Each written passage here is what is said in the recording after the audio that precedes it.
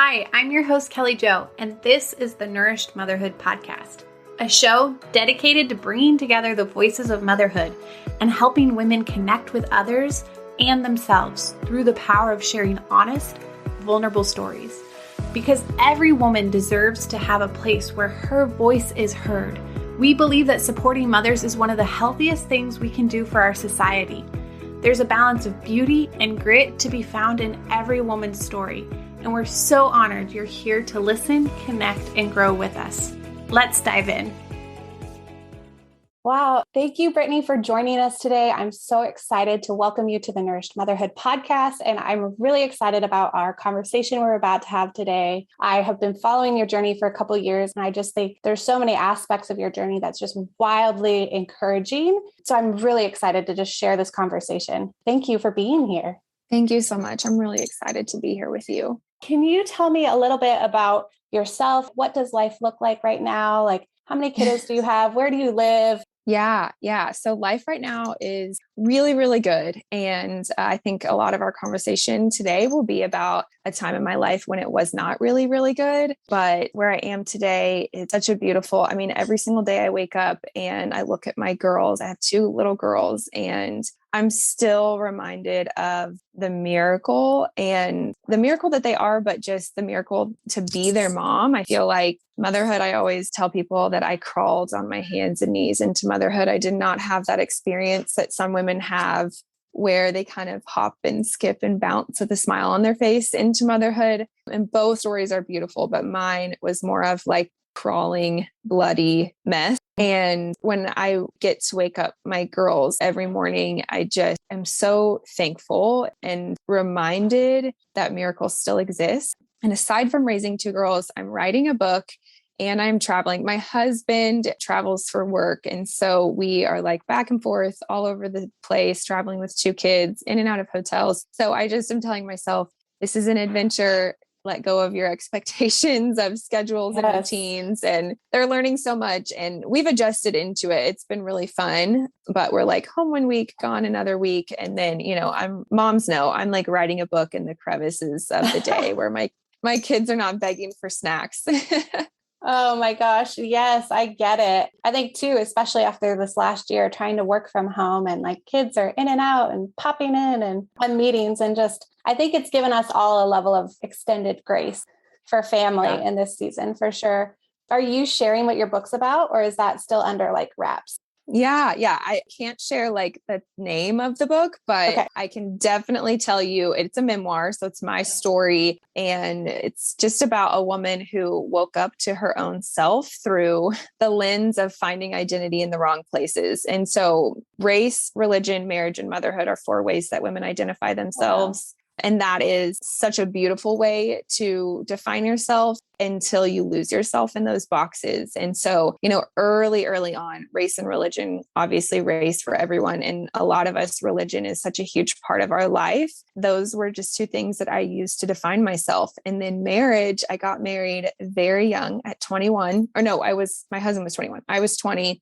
And so I was a literal baby. My husband and I have been married for, I think it'll be 14 years this year. You kind of lose count after 10, but I think 14. But I love my husband, and we are like best friends, but I married a professional athlete and I had no idea what that meant. And I kind of stepped into this a little bit of a limelight and a whole lot of pressure. And I really cracked under the pressure. I had no idea who I was until one day I was lying on the bathroom floor, miscarrying my first baby, and was really just left with all of myself, and was kind of willing to say, who am I and what do I believe in? Motherhood and the journey into motherhood really woke me up. And so the book is all about those four boxes that women find themselves using to identify and find purpose. But I'm really challenging, like, okay, beneath that, is there something deeper that we can use to find purpose? Oh my gosh, that is incredible. And first of all, memoirs are one of my favorite genres of books. So good. Consider me signing up with the pre-sales. Like, I want to, get that book. Thank you. I think it's such a powerful topic though, of what you like. I think our culture too, we're so hungry to belong somewhere as well. So to put that label on us, right? Whether it is marriage, right? I'm a wife, or I'm a mom, or I'm this faith or whatever. And so I do think that's really powerful. And I'm really excited to like hear more about your own story and journey through that as well. And think that'll touch so many lives and be very relatable. I think especially the season and time we're in right now. So that is exciting. So that's happening in the cracks of everything else, right? Yeah. And then do you have any, before we like go into some deeper topics, you say you're traveling all the time. What are your tips for moms traveling with young kids? Like your best 1 or 2 tips for life on the road? Okay. Emotionally, just drop. I mean, not even if you're traveling, I think traveling has taught me this, but really just drop your expectations. Like the kids are going to be fine. I was talking to my mom about this the other day. My mom was like, I raised you. Parents today are like, what's your parenting style? Are you this? Are you that? And so we're like having to fit ourselves again into these boxes of attachment parenting or this parenting or that parenting. And we're increasing the expectations when most of us parent best when we are lowering our expectations, right? Because the world puts the pressure on us. Like we don't need to put the extra layer of pressure on ourselves to like, I had this moment the other day where I was, my kid has only eaten 4 vegetables today. Like, what am I doing wrong? And my mom was like, do you realize that most kids don't eat vegetables in like a 4-month span? And I just, the lies and the stories that we tell ourselves about what kind of parent we should be. And I think Instagram and social media plays a role in that. It's taking away from our actual connection with our kids. And when we're addicted to like, we got to get to bedtime, we got to make sure we're reading this many books, and we got to do this, just lower your expectations and meet your child where you are at. The days when I do that, parenting feels so great. Now I do that like 1 out of the 10 days. But I am like, that's the goal is, what? I just want my children to feel loved and nourished and taken care of. And really the other stuff doesn't matter. And then I would say traveling tip in the practical is get a slumber pod. Ooh. It's the best thing ever. It's now, okay. So there's 2 pieces to this.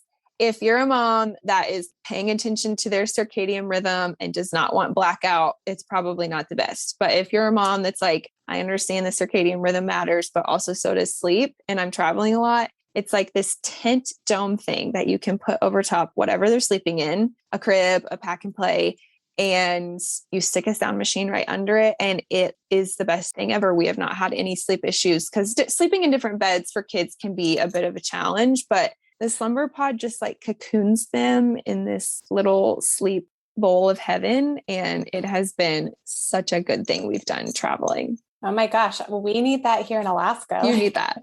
Yes. We need that. Yeah. When you have like 55 consecutive hours of sun or whatever the heck you have. Yeah, you need that. That is, oh my gosh, that's great. Well, that is really helpful. Thank you for that.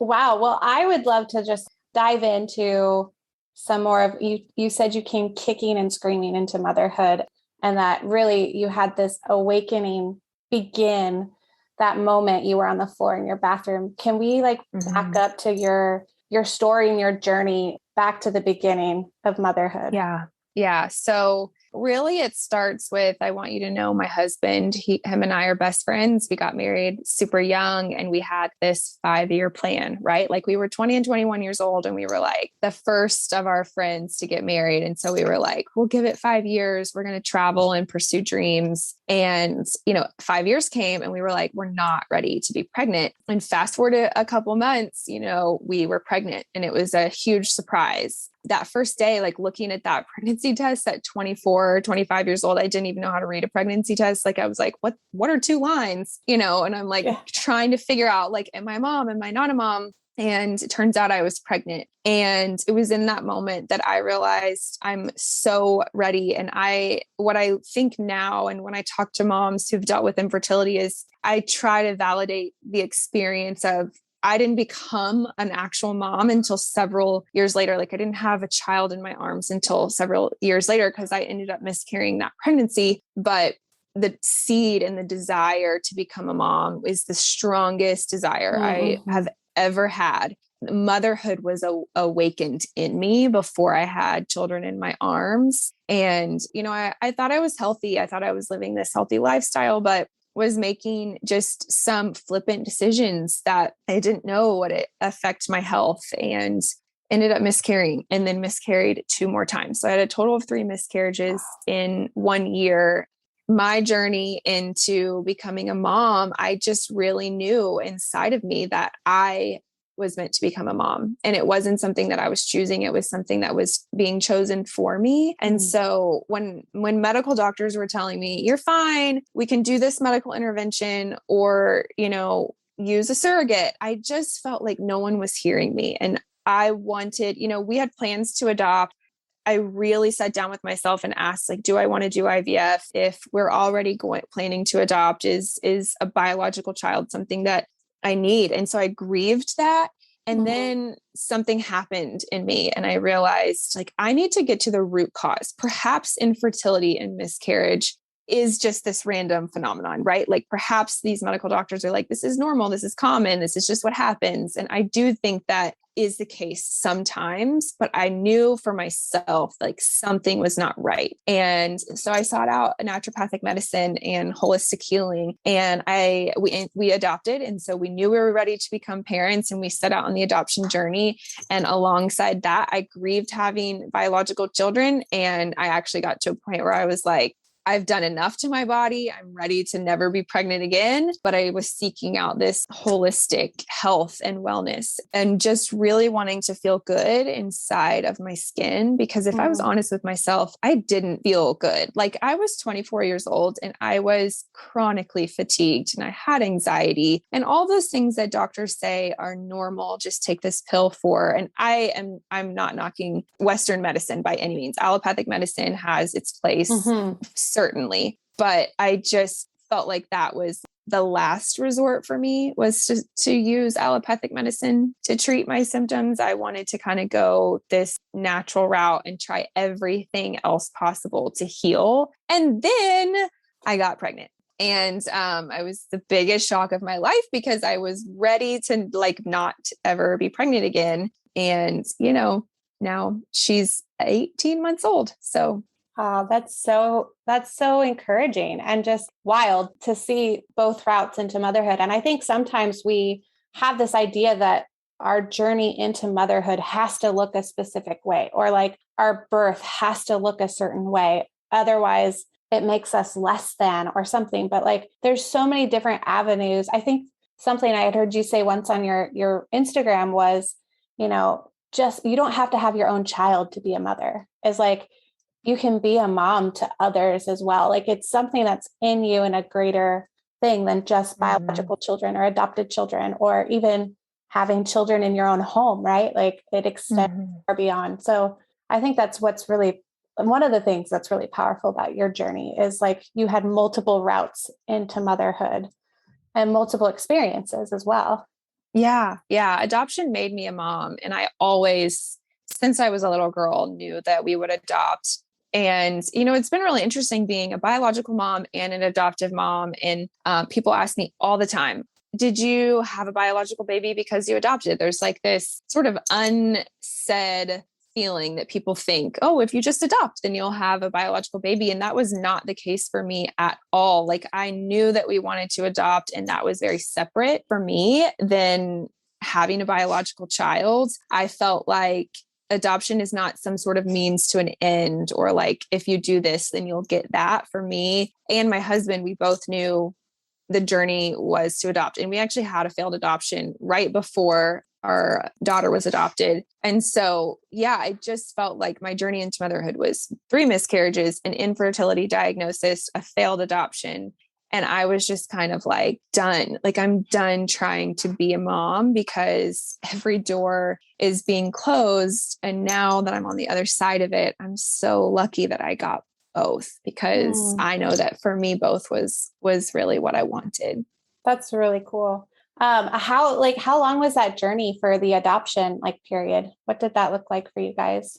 So we started the adoption journey. The goal all along was, because I was doing some international development work and working overseas, with the extreme poor. And so my goal was like, hey, once I have a healthy pregnancy, we're going to start the adoption process. I originally thought that we would do an international adoption and learned very quickly that there's a lot of human trafficking in the adoption world, and navigating that felt very icky for me.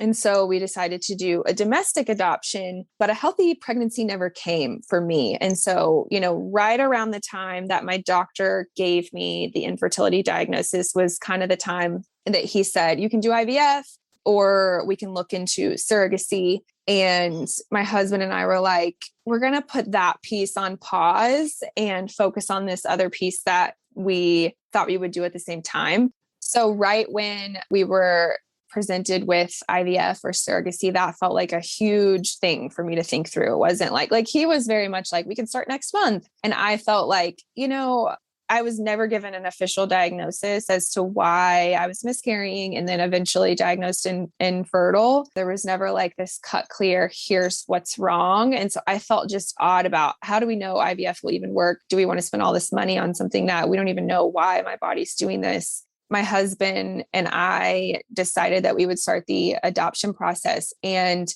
it was very, very, very quick for us. We were matched with a birth mom within weeks. Wow. Within weeks of starting the process. Yeah. And then walked through 7 months of pregnancy with this birth mom. And then she was around 20 weeks when we matched with her. And then she decided to parent.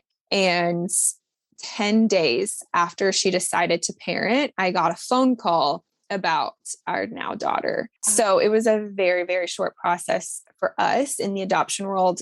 Oftentimes you're told from like filling out the paperwork to 3 years. But I will say, for anyone who wants to adopt, the more open you are, you get preferences if you want, like you can choose, I think you can choose like race, gender, you can have birth mom preferences. The more open you are, the quicker the process. And I know that that's not always the right thing for every family, but we were just at this point where we were like, our baby is going to be our baby no matter what. And we're ready to become parents, and God's going to kind of open the door the way that the door needs to open. And so it was pretty quick for us. That's so cool to hear. Yeah. And I think there's not a one size fits all, right? With that. For some, they get pregnant right away, right? Like it's the first time they try. Yes. It's easy. It seems smooth. But for others, it's that painful journey of years, right? Like of years of trying to get pregnant. And so you experienced on one hand, right, the years of trying to get pregnant naturally. And then also just had this super fast. And I think that's so cool to that the first birth mom you were working with and like walking alongside decided to parent. That is always the goal too, right? Like always the goal. Yeah. And coming from this like international development mindset, I learned a lot about the adoption process, and now I'm such an advocate for foster care and fostering to adopt, because there's just a lot of, I work in anti-human trafficking, and coercion is a big piece of trafficking. And there's a lot of layers in the adoption world. And the whole time, I look back, and her decision to parent, I'm actually like so proud of, because in so many ways I became an advocate for her and I walked alongside her pregnancy. And I think that, ultimately she made that decision, but I hope that some of my encouragement really was the reason that she decided to parent, because she didn't have support anywhere else. And I really became like an advocate for her. And that baby was her baby until she signed papers and decided to place for adoption. And, for that mom and her baby, that the result was exactly what it needed to be. And I know as an adoptive mom, how hard that can sound sometimes, because you do want your baby, but ultimately I think adoptive parents, the goal is for biomom and baby to stay together. And the last, my daughter's story starts in loss, and there's no getting around that. It starts in tragedy. She lost her biological mom, and we will always honor that loss, even though we know that she and I and our family were meant to be together, and that is her story. And she is so a part of our family in like insane ways.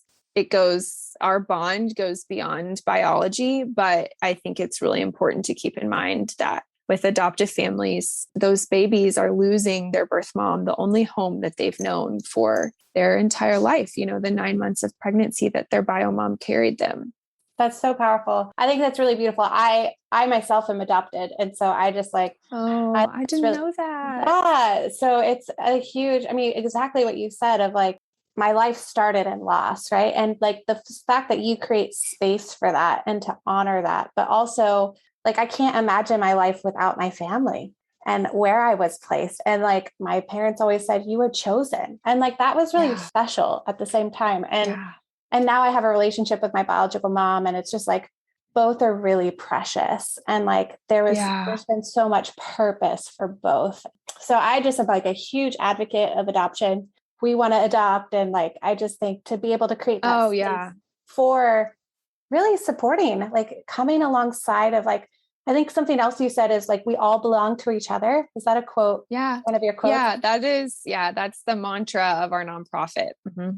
I love that. Cause I really like, I see that too, like in your story, just even talking about your journey into adoption, both, you know, walking alongside the birth mom with the first adoption that fell through, but she decided to parent, how empowering that was for her. But then also with your daughter with Gypsy, that's really, I think that's beautiful because it shows that those words are being lived out in action, I guess. And that's really powerful.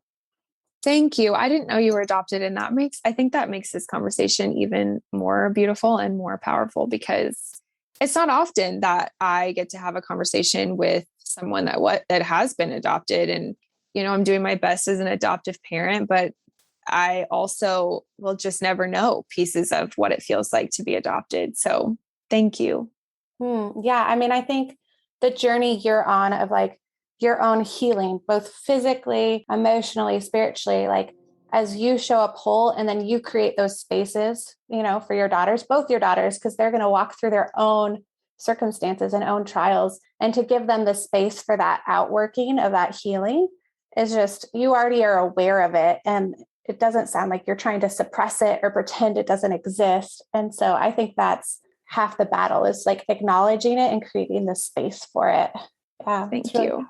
I want to dive into a little bit like about your health journey of like you have this journey into motherhood, and it was an awakening with your own identity, right? Like who you are beyond a mother, a wife, you know, but also what did it look like for you to address those parts of going to the root issue of that infertility diagnosis? And like, what did that look like physically, emotionally, mentally, like spiritually?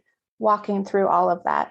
Yeah, I think I'll be totally honest. At first, it was extremely lonely and isolating because I had this wild notion that no one else that I knew was talking about. Like everyone else that had kind of been in my motherhood journey was like, just do this, or like, you can't heal from infertility, or this plus this equals this. And I don't know what it was. I mean, I do know what it was. I know that it was God, but I don't know why. I don't know why God just set this. It was such a tiny little flame inside of me that told me to just keep going, to keep asking more questions. And I think I do see now, like, I'm like, my mind is so blown in how God did all of this before 2020. And I think that, you know, COVID has really made people want to dive deeper into their own health and to understand our bodies. You know, I look back at my ancestors and see how they were so connected to the earth, and they were so connected to their own bodies. And even the way that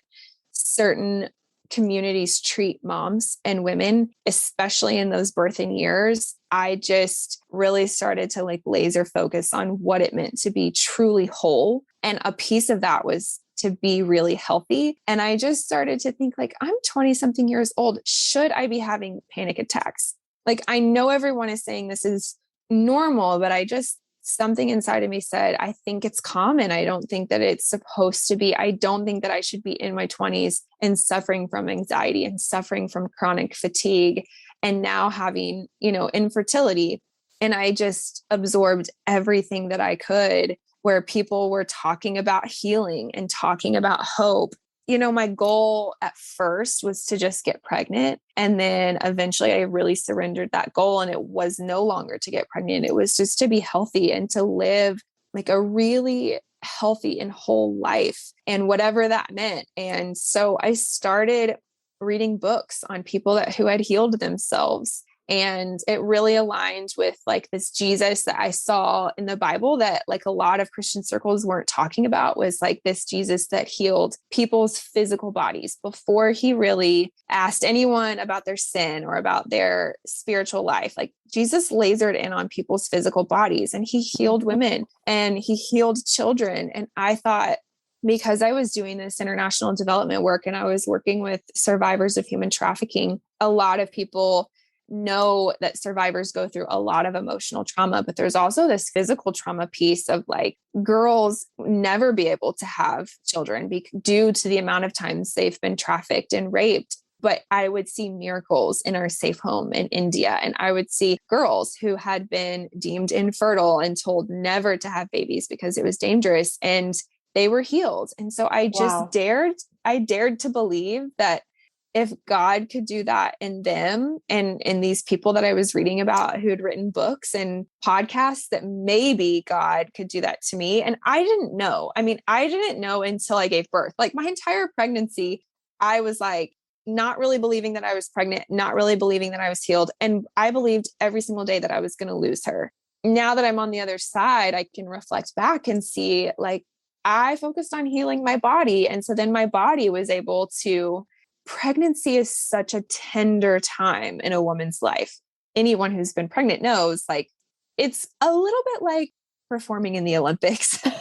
And, you know, we all act like it's this easy thing that we do, but it's not. And of course, my body was not able to sustain a pregnancy because I was not healthy. And once I got healthy and I started to understand my body and what my body needed, you know, I really believe that we're all bio-individual, and that what worked for me, a lot of women ask me all the time, what did you do to get pregnant? And it's so hard for me because I know that my story is filled with such hope, but I also believe that what worked for me is not going to work for everyone. Mm-hmm. And it's so important to, if you can, dive into your own bio-individual needs and work on that healing so that your body can do whatever it is. Maybe it's not pregnancy for you. Maybe it's another type of healing. But for me, you know, looking back, it only made sense that once I started focusing on healing myself, that then my body would get pregnant. That's really powerful. Yeah. I think so often we're just told you have to live with XYZ diagnosis, whether it's an autoimmune or infertility. And I think that's just really disempowering. And it sounds like you all, like, not only did you just focus on your health, but you had to become your own advocate too through the process. I absolutely did. And I will be totally honest with you. A lot of doctors laughed in my face and told me it was never going to happen, to get over it. I should just do IVF. And IVF is such an incredible thing. Like, I cannot believe how science has created that. And any woman who's done IVF, you've walked an entirely different journey, but still such a hard journey into motherhood. I know that it is not easy. I've held the hands of some of my best friends who've done IVF, and that too feels isolating and lonely. Yeah. And I just come back to America does a lot of things great, but America does not. I think we're starting to. I really do think that post 2020, women are going to be valued more, but women and mothers are just simply not taken care of. I read something the other day that really resonated with me, that we separate mothers and their babies and expect them to go back to work while they're still bleeding sooner than we do dogs and their puppies. A mom in many states is required to go back to work at 6 weeks. We don't even separate a dog from her puppies until 8 weeks. And to me, that just really says we are not doing a good job taking care of mothers. And it is no wonder we are so broken right now. And it is really, I'm getting goosebumps just thinking about it. It is really just about time that our culture starts to take care of mothers. I agree. It's such a, and there's such a high expectation on mothers too, to be all the things, do all the things. And that's just like this, it's this superwoman mindset that like is crushing, debilitating. And I think leaves us in a state where we can't be where we're not present with our kids then. And and it increases anxiety and depression. I think when all those expectations are layered on us without the support, right? Yeah. This idea of, I could just go on and on about bouncing back There is no such thing as bouncing back. Why? You've just birthed a baby. Why would you ever want to go back? You are a new body, a new woman. If you've got stretch marks or cellulite or whatever it is that culture tells you is not good enough, the most empowering thing you can do is to get all of that nonsense out of your head and know that you are enough. Don't try to bounce back. You just spring forward in this new, incredible. I am like so proud of my body because I know at one point it wasn't possible for me. And so every stretch mark and every dimple that I have in my body, I'm like, yeah, that is because I crawled on my hands and knees into motherhood. And now I have 2 babies to look at and know how worth it all was. It's really cool. Wow. I just am sitting with that. Really powerful. I think too, like we don't take into credit enough our new like identity as a mom too. Like, okay, like obviously there's a deeper identity, but there's definitely been a metamorphosis that occurs. Yes. And I think like one of the books I read on motherhood is like our brains literally change for the better. Like there's a rewiring that happens through pregnancy, through those postpartum days that we actually have a different brain than we did prior to like motherhood and like that it's for the better. And so I think there is this pressure for us to go backwards almost. And we're not subhuman now that we have like kids. We're not. Yes. And I think too, like our culture was built, a lot of our medical system built on these ideas that women are hysterical, right? Because we are maybe more emotionally connected and like we have that emotional intelligence, right? That might not be found elsewhere or in our counterparts. Not to say it can't be, but like there's a unique, intuition that us as women carry and moms. And I think we've just gotten the short end of the stick in so many ways, when actually I feel like I'm more aligned with my true self now into motherhood through this metamorphosis. It's definitely a journey of becoming is how I've seen it. Yes. Whatever the world tells you is your biggest setback is your biggest superpower. Like motherhood has empowered me beyond anything I could have ever chosen because the odds were stacked against me. And listen, even if you're one of those women that my mother-in-law is like this, like she had 6 kids and she loved every single second of pregnancy. And like, it was such a breeze for her. I look up to her so much for raising 6 kids because I'm raising 2 and I'm like, okay, so this is a lot.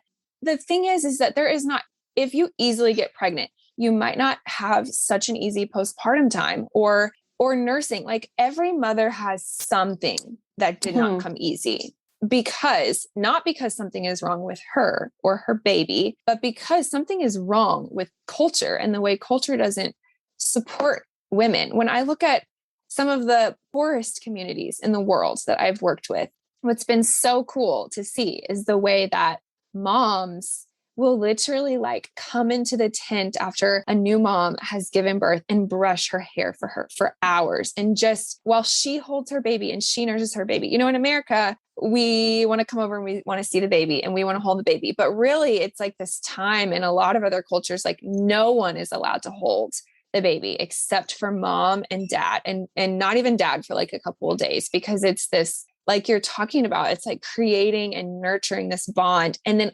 everyone else just takes care of mom. They brush her hair. In some cultures, they will literally put a spoon in her mouth and feed her soup. And, I don't know if Americans will ever get to that extreme, but it's just moms are going to be the one to revolutionize the way that mothers are treated, because we know what we needed when we were having babies and we get to show up for new moms. Like my favorite thing is to be like, I'm coming over to do your dishes. You just had a baby, go into your room. You just give me the code and I don't even want to see you. And it like takes the pressure off of moms, because when you say, tell me what you need, moms are not going to tell you what they need. We don't even know what we need. Sometimes we're like, I need you to tell me what I need because I don't know. But if a mom can say, this is what I'm doing, it is just, I think we would see a lot of postpartum depression go away if moms simply had support from each other.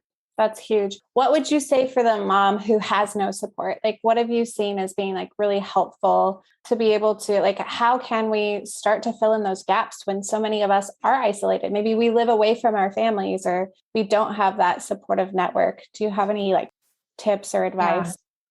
I think it goes back to taking away your expectations. I think even those of us who do it, I have an incredible, incredible support system, but I am very bad at not only asking for help, but knowing what I need help with. Like when I'm overwhelmed, the last thing I want to do is like organize what I need done. You know, when you're in those moments of overwhelm, you don't know, okay, am I supposed to hire a babysitter? Well, then I got to like look up who to hire. And then I have to interview people, and I'm already tired just thinking of it. Yeah. So I think if you can lower your expectations and know my house, husband, other children, whoever is in this house, I'm not doing any chores for 6 months. And being direct with your spouse. You know, I think men and new dads get a lot of shame. And part of that is they deserve it. And then another part of that is they are just as lost as us, and they don't know how to step up and be supportive. And they think they're going to do it wrong. And so I think if you're pregnant, just start getting serious about don't like lower your expectations, and everything else except for you and baby and creating that bond can be delegated to whoever else. I don't care if you've got to go over and get to know your neighbor, or if you're going to have to look your husband. A lot of my mom friends will say, I think it's this like trying to live up to this standard and this idea that you think your husband has of you. Listen, your husband knows you are human. Your husband knows you are imperfect, and your husband does not expect you to be imperfect. Just look him in the face and say, I actually had my husband get up from his side of the bed, walk over to my side of the bed where the bassinet was, and lift her up to me. I mean, all it really took was 2 seconds for me to lift my own body up and pick her up, but it helped me feel rested for him to put her on me. And then I said, I need you to stay awake while I nurse her just in case I fall asleep. And he did it. And he was tired too, but he had to do it because it was what I needed to feel safe, because I was terrified of falling asleep. And I was still dealing with like all this trusting myself stuff, you know, that moms go through. And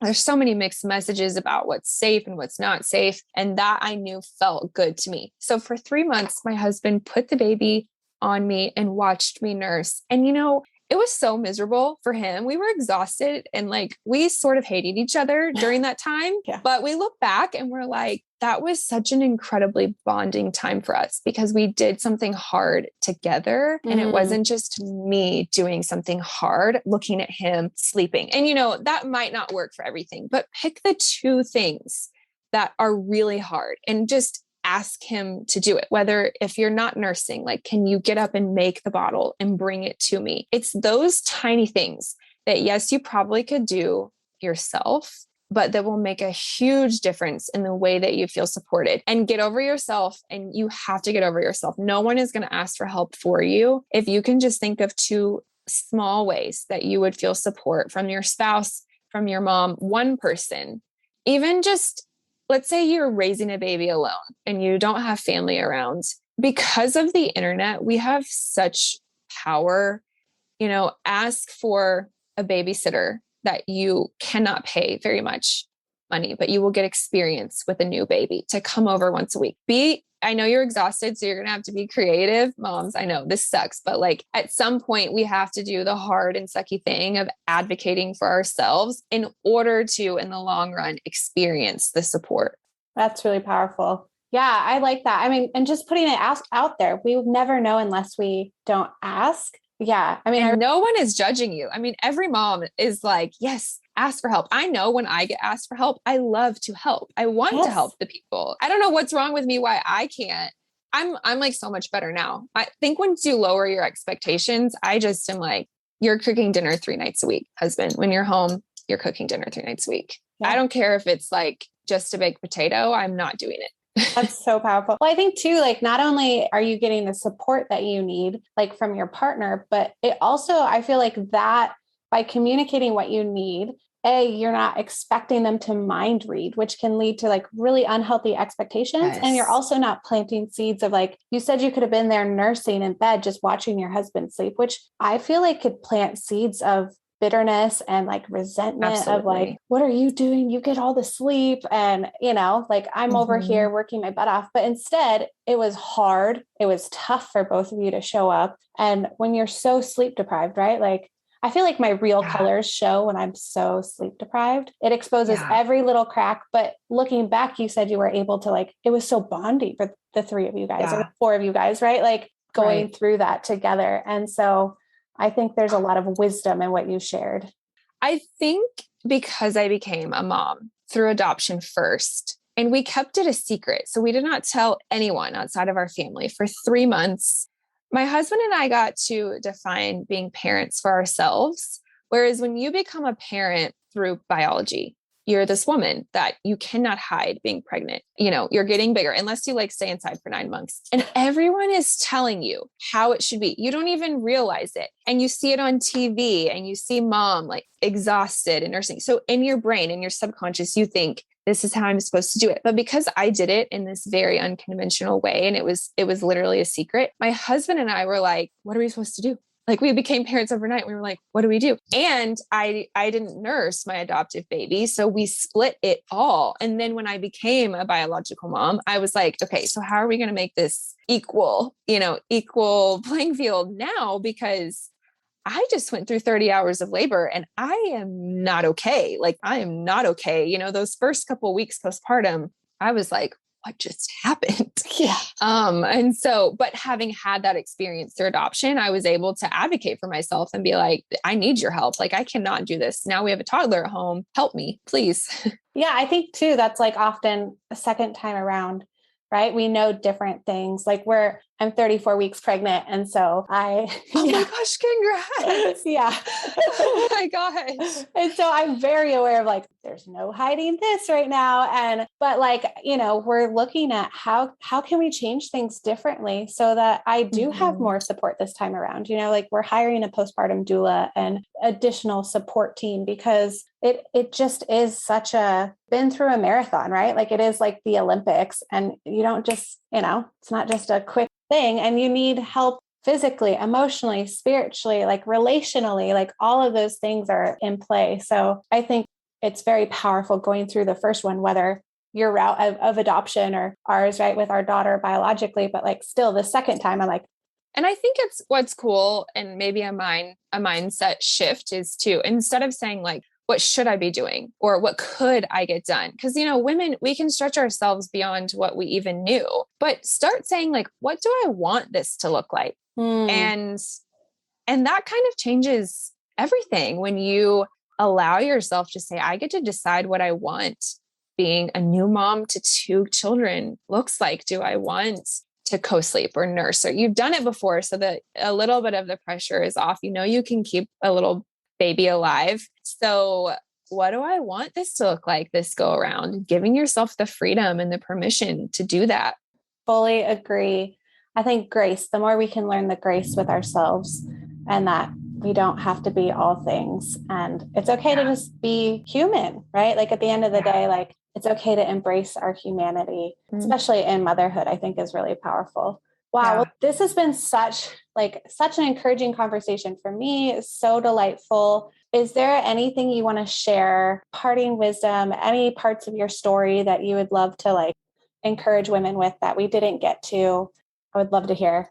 Yeah. I think mostly your audience is going to be moms or women who want to become moms just based on the nature of the name. I think the thing for me looking back that I did that I'm the most proud of is I trusted myself, even when really I could not have. I think the easy route would have been to listen to everyone else, or there were times really low in my journey to motherhood where I was Googling what I thought. I was like, should I think this? And I think women often seek outside of themselves for the answer to, should I do IVF? Should I adopt? Should I keep trying to get pregnant? Should I, whatever this is, when really we know, if we get real quiet and real still with ourselves and we dare to trust ourselves, because unfortunately, the thing that is meant for us often is not the loudest and the most obvious.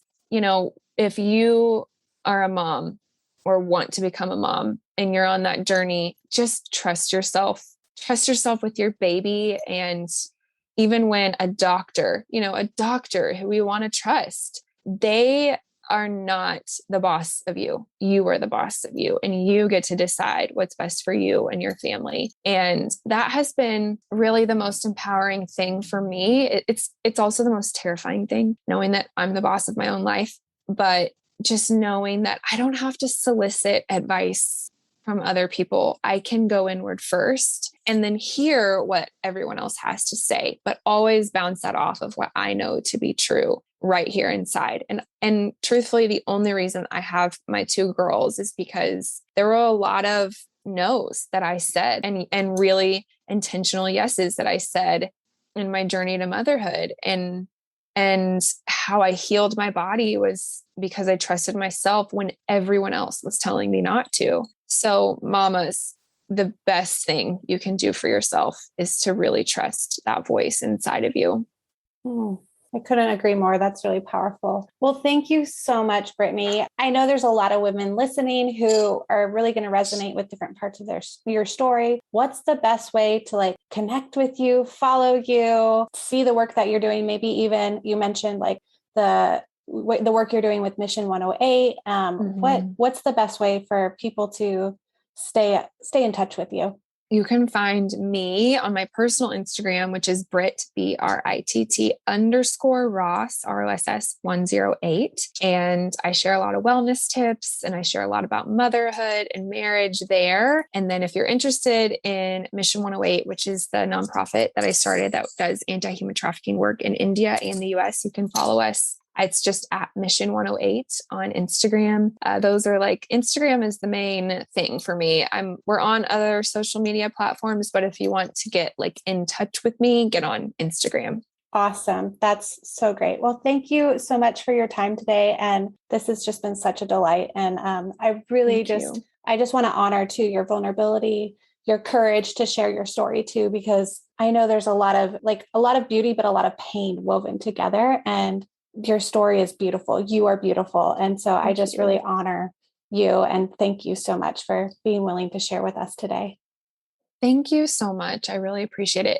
And look at you, 34 weeks pregnant and being such a boss. I'm in such awe of you. Oh, thank you. This is why I'm doing it, is because like you said, moms, we are the ones who are going to make the difference. And this vision to support moms has been deep inside me for a long time. And I think just being pregnant myself for the 3rd time, 2nd baby for us though, it's heightened the awareness of how much need out there is, and that we have to stick together. We have to link arms and do it together and not in isolation. So this is why I'm showing up here today with you. And thank you. It encourages me in my own journey as well. So thank you so much. Thank you. Well, that's it for this episode of the Nourished Motherhood podcast. It is such an honor to journey with you each and every single week. If you love this podcast, consider subscribing and leaving us an honest review. It helps us get this show in front of more amazing women like yourself. Thanks, friend, and we'll see you next week.